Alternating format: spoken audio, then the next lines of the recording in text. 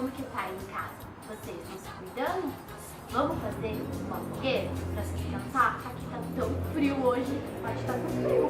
Se vocês aí em casa estão com frio, então pra essa fogueira nós vamos precisar. Em casa dá pra vocês fazer a fogueira utilizando vários materiais.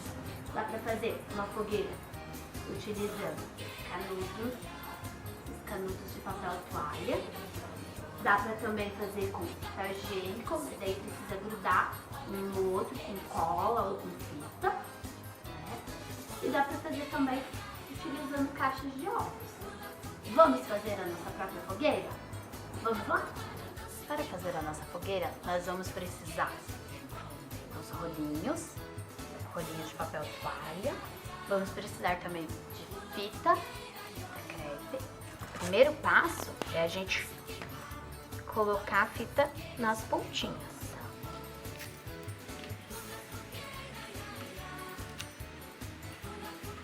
E o segredo é fixar bem com fita. Assim, para ficar uma fogueira bem firme.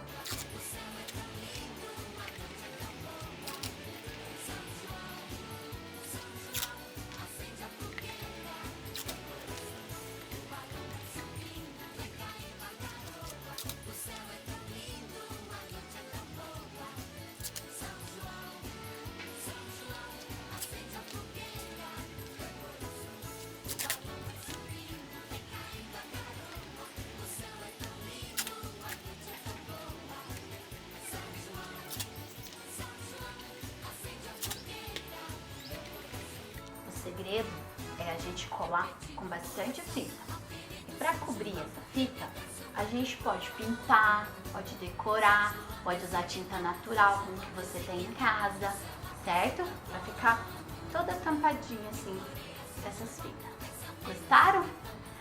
Aqui na escola nós temos essa fogueira de madeira. A gente brinca de pula fogueira, a gente dança, né? Essa aqui. Vocês não conseguirem fazer a fogueira em casa com rolinho e nem com a caixa de ovos e nem com galhos, dá para fazer uma fogueira improvisada em casa utilizando as almofadas.